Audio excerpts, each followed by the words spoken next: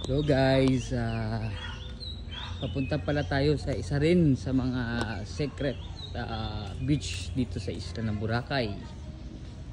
Bale, dadaan ka po sa isang abandonadong hotel bago nyo po marating ang private beach na tinatawag po nila dito po sa Boracay.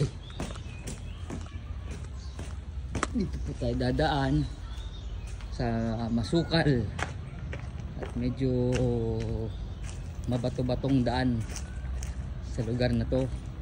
Papunta po sa tinatawag nilang private beach.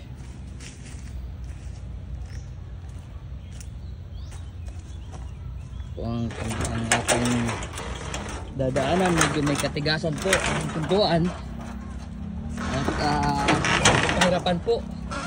Pero pagdating naman po dun sa lugar, sulit naman po ang makikita nating view.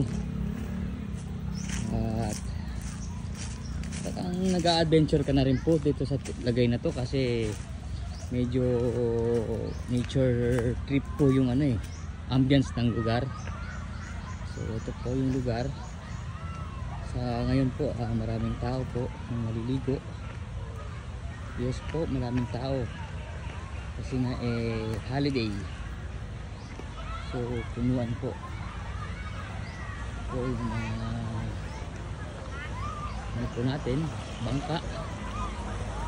Ito sa lugar na to. So napakaraming tao po ngayon dito ngayon sa isla. Napakaraming tao po na naliligo. Ito isang semi-private beach lugar.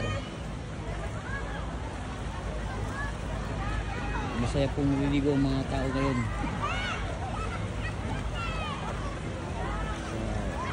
Holiday po kasi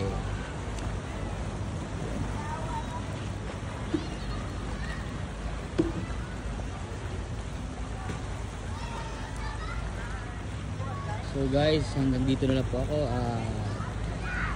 Patuloy po ako magbibigay ng konting kaalaman na po dito sa isla ng Boracay sa mga lugar po. Salamat.